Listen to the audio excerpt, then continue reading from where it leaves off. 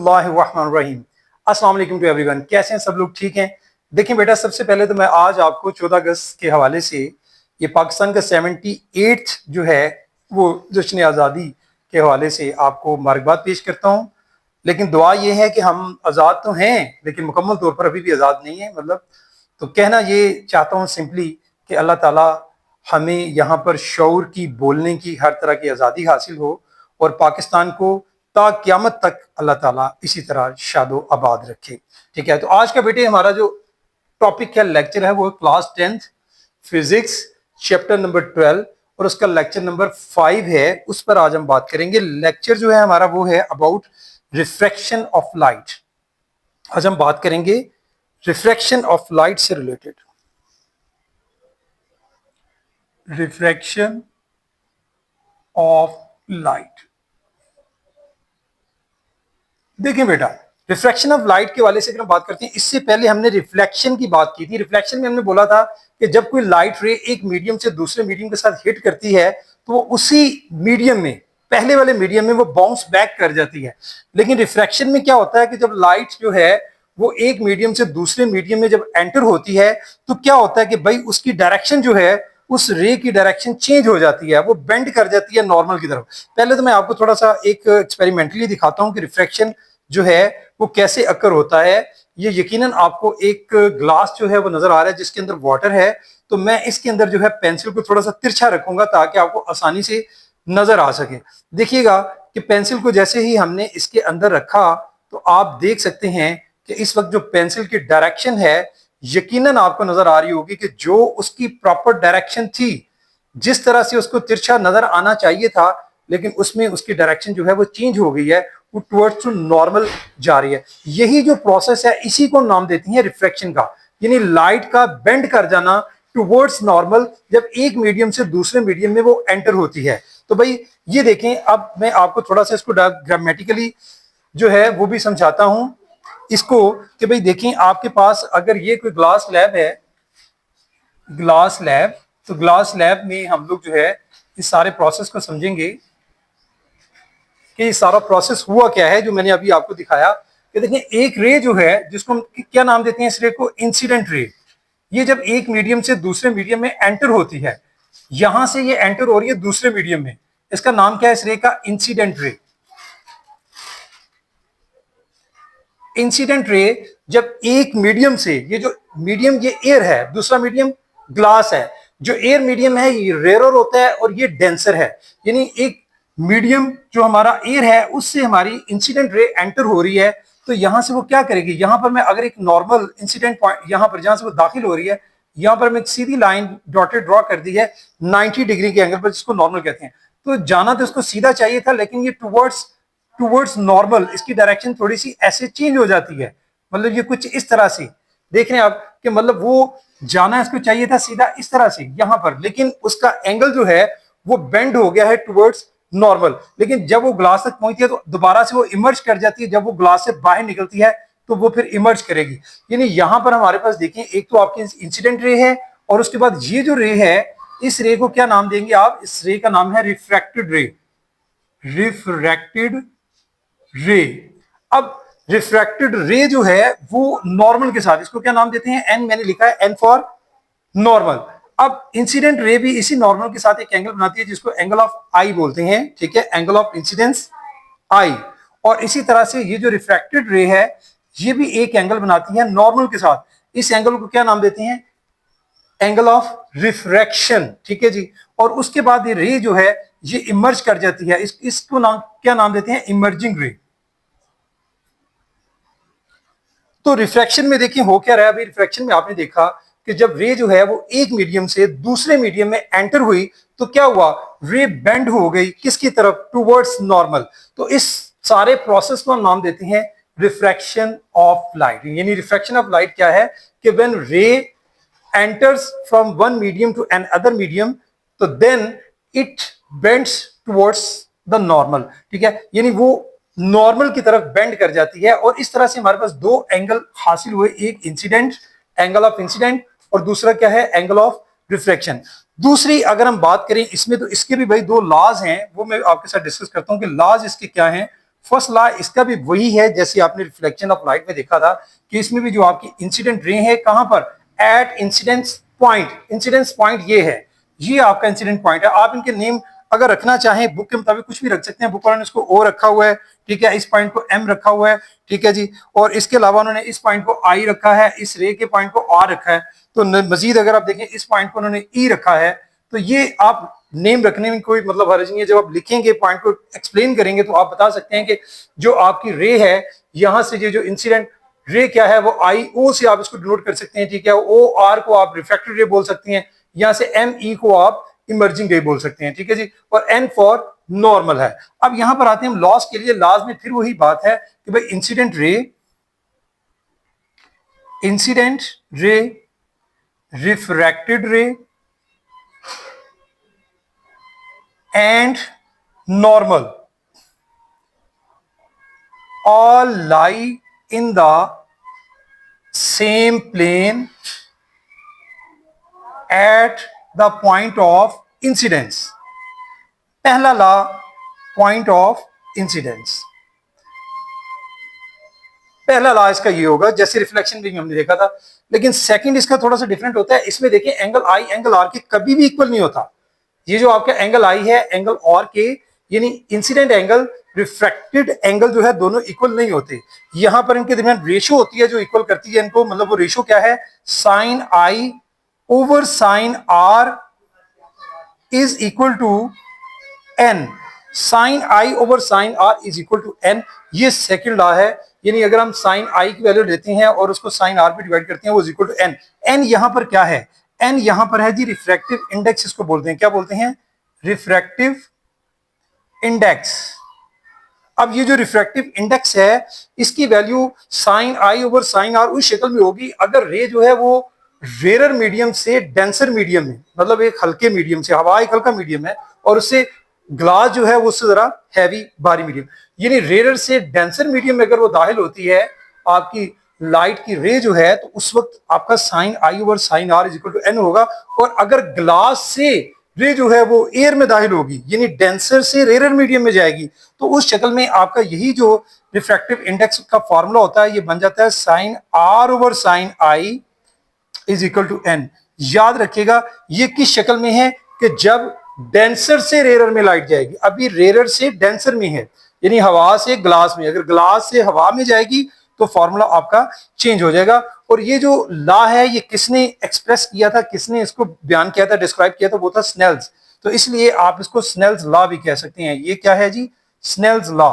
अब आपके पास refractive index के वाले से पूछा जाए या स्नेल्स लॉ पूछा जाए तो आप स्नेल्स लॉ को भी इसी तरह से लिख सकते हैं कि भाई यहाँ जहां आप कह सकते हैं sine i over sine r जो रिफ्रैक्टिव इंडेक्स कहलाता है और इस रेशियो को लिखेंगे sine i over sine r is equal to n, तो ये सारा क्या है, it is called Snell's law, क्योंकि स्नेल्स ने इसको जो है वो बयान किया था। ये तो था भाई आपका टॉपिक रिफ्रैक्शन ऑफ लाइट से रिलेटेड। इसके बाद एक छोटा सा टॉपिक है speed of light in medium, वो भी मैं साथ आपको इसके समझा देता हूं कि speed of light in medium जो है वो कि बहुत लंबी बात नहीं है, उसमें सिर्फ आपने वैल्यूज याद रखनी है कि स्पीड ऑफ लाइट जो ट्रेवल करती है डिफरेंट मीडियम में उसकी वैल्यू क्या है। Speed of light in medium मतलब डिफरेंट मीडियम में देखेंगे। सबसे पहले हम बात करते हैं इन एयर। तो इन एयर में इसकी वैल्यू होती है स्पीड ऑफ लाइट की, वो होती है 3 multiply by 10 to the power 8 metre पर सेकेंड। ये किसमें है जी, इन एयर। याद रखिएगा एयर जो है वो सबसे आपको पता है रेयर है, बाकी इससे डेंसर होते हैं। अगर हम ग्लास में बात करते हैं, ठीक है, या हम इसके अलावा ग्लास के अलावा भी आपका मीडियम जैसे वाटर है, वाटर तीसरा मीडियम है, उनमें भी अगर हम बात करते हैं तो ग्लास और वाटर की अगर हम बात करते हैं तो भाई अगर हम लोग ग्लास में बात करेंगे तो ग्लास में जो है आपका ये जो है the speed of light in water जो है, अगर हम देखें पहले वाटर में देख लेते हैं, वाटर में 2.3 multiply by 10 to the power 8 metre पर सेकेंड, यानी स्पीड कम हो जाएगी। इसी तरह से अगर हम बात करेंगे ग्लास में तो ग्लास में मजीद कम हो जाएगी, ग्लास में होगी 2 multiply by 10 to the power 8 metre पर सेकेंड। तो आपने याद रखनी है तीनों वैल्यूज। अब यहां से सिंपल आपने इतनी बात समझनी है कि एयर जो है वो रेयर मीडियम है, जितना रेयर मीडियम है उतनी ही उसमें लाइट की स्पीड ज्यादा होगी, ठीक है, 3 multiply 10 to the power 8 metre पर सेकेंड है। उसके बाद वाटर जो है वो सेकंड नंबर पे आएगा क्योंकि वो हवा या गैस की निस्बत जो है, अगर हम ग्लास की निस्बत देखेंगे तो ग्लास की निस्बत ये भी रेयर है, ठीक है। तो यहाँ पर 2.3, लेकिन सबसे ज्यादा जो डेंसर है वो है ग्लास, यानी सॉलिड है, उसमें से भी लाइट गुजर जाती है, तो उसमें जो लाइट की स्पीड है वो क्या है, 2 × 10⁸ मीटर पर सेकेंड। इसमें और कुछ नहीं है, सिर्फ इतनी सी बात आपने याद रखनी है तीनों वैल्यूज को। और हवा में क्यों कम है, क्योंकि वो रेयर है, ठीक है। वाटर इससे डेंसर है, और ग्लास आगे वाटर एंड एयर से भी डेंसर है, तो उसमें और जो है एयर की स्पीड जो है वो स्लो हो जाएगी। इसी तरह से नेक्स्ट आगे अगला टॉपिक आपका जो है रिफ्रैक्टिव इंडेक्स का है। अभी हमने रिफ्रैक्टिव इंडेक्स को डिस्कस किया है, इसके दो तरह से इसको डिस्कस कर सकते हैं। रिफ्रैक्टिव इंडेक्स जो है, अगर हम बात करें इसकी स्पीड के वाले से, अभी जो हम बात कर रहे हैं कि स्पीड ऑफ लाइट जो है वो हमने बोला इन एयर, यानी आपका जो रिफ्रैक्टिव इंडेक्स होता है, मैं आपको बताता हूं, refractive index is equal to speed of light in air। एक तो बात हम कर रहे हैं speed of light in air, और दूसरा कोई भी मीडियम हो सकता है, speed of light in medium, इसके एयर के अलावा speed of light in medium, मतलब मीडियम ग्लास भी हो सकता है, मीडियम वाटर भी हो सकता है। तो इसके लिए फिर आपका रिफ्रैक्टिव इंडेक्स की वैल्यू क्या बन जाएगी, n is equal to speed of light in air. उसको आइंस्टाइन ने c से डिनोट किया हुआ है, 1911 में उसने ये बताया था कि स्पीड ऑफ लाइट जो है ये कांस्टेंट वैल्यू, इसका इसको c से डिनोट किया था, ठीक है जी। और speed of light in any medium speed को हम किससे डिनोट करते हैं, v से। तो n is equal to cv जो है, ये भी आपके पास जो है वो एक समझ लें रिफ्रैक्टिव इंडेक्स के हवाले से आप ऐसे भी रिफ्रैक्टिव इंडेक्स को डिफाइन कर सकते हैं, ठीक है। अगर आप बात कर रहे हैं in case of speed of light, अगर स्पीड ऑफ लाइट के वाले से डिस्कस करेंगे तो रिफ्रैक्टिव इंडेक्स को आप इस तरह से भी डिस्कस कर सकते हैं, क्या कि speed of light in air ratio होगी किस किस के दरमियान, over speed of light in medium. Speed of light in air c से डिनोट करते हैं, किसी मीडियम में जो है वो वी से डिनोट करते हैं, तो n is equal to c v. लेकिन यहां भी याद रखें कि ये जो फॉर्मूला आपका किससे है, रेयर से डेंसर में। अगर आप रेयर से डेंसर में जाते हैं तो फिर आप इसको फॉलो करेंगे, अगर डेंसर से रेयर जाएंगे तो ये फॉर्मूले का रेसिप्रोकल भी हो सकता है, ठीक है। तो इसी से रिलेटेड हम देखते हैं, नेक्स्ट आपके पास एक एग्जांपल है वो हम डिस्कस करेंगे। तो ये हमारी लास्ट आज के लेक्चर की बात होगी। एग्जांपल है एक छोटी सी जी, एग्जांपल है 12.3, नंबर 12.3। सबसे पहले हम डेटा बनाते हैं, देखिए हमें क्या क्या चीजें गिवन है। A ray of light enters from air into glass, air से ग्लास में एंटर हो रही है, ठीक है। रेयर टू, समझ गए बात कि मीडियम आपका रेयर टू डेंसर है, एयर से ग्लास में।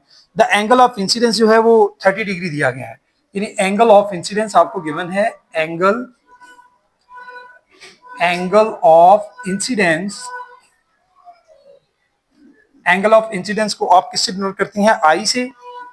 आई किसके इक्वल दिया गया है आपका, वो है जी 30 डिग्री। उसके बाद नेक्स्ट देखिए आपको क्या दिया गया है, नेक्स्ट आपके पास है कि भाई the refractive index of glass, refractive index दिया गया है n, और वो कितना दिया गया आपको 1.52। उसके बाद वो कह रहे हैं then find the angle of refraction, आपने angle of refraction find out करना है, angle of refraction. Angle of refraction को आर से डिनोट करते हैं, ये आपने फाइंड आउट करना है। सॉल्यूशन में आ जाए, अभी आप ये फॉर्मूला डिस्कस करके आए थे कि एन किसके इक्वल होता है, sine i over sine r के। क्यों साइन आई ऊपर आएगा, क्योंकि मैंने आपको बताया था कि अगर रेयर से डेंसर में, हवा से ग्लास में है, तो रेयर टू डेंसर है, तो ये फॉर्मूला हम लगाएंगे। We know that n is equal to sine i over sine r. तो यहां से आपने देखिए फाइंड आउट क्या करना है, आपने r की वैल्यू फाइंड आउट करनी है। तो मैं उठाकर साइन r को इधर ले आता हूं, n यहां पर रिप्लेस हो जाएगा, यानी मेरे पास वैल्यू आई ये इस तरह बन जाएगा, sine r is equal to sine i over n। अब इसमें मैं वैल्यूज पुट कर देता हूं बाय पुटिंग वैल्यूज। देखें साइन r किसके इक्वल आएगा, साइन i की पहले वैल्यू लिखें, साइन i की हमें वैल्यू दी हुई है, i की वैल्यू 30 है, साइन 30 डिग्री हो गया, n की वैल्यू भी गिवन है 1.52। इसको थोड़ा सा सॉल्व कर लेंगे, हमारे पास साइन 30 कैलकुलेटर से फाइंड आउट करेंगे कि साइन 30 की वैल्यू कितनी है जी, हमारे पास आ रही है 0.5। 0.5 डिवाइडेड बाय 1.52, इसको आप डिवाइड करेंगे 0.5 को 1.52 से, देखें जी 0.5 डिवाइडेड बाय 1.52, तो आंसर क्या आता है, ये जी आंसर आ रहा है 0.328। ठीक है, मैं इसको 0.33 लिख सकता हूं, 0.33। ये किसकी वैल्यू है अभी, साइन आर की। ठीक है जी, आपने फाइंड आउट क्या करना है, आपने आर फाइंड आउट करना है। आर फाइंड आउट करेंगे, साइन जो है दूसरे जाके साइन इनवर्स में कन्वर्ट हो जाएगा, यानी r is equal to sine inverse 0.33।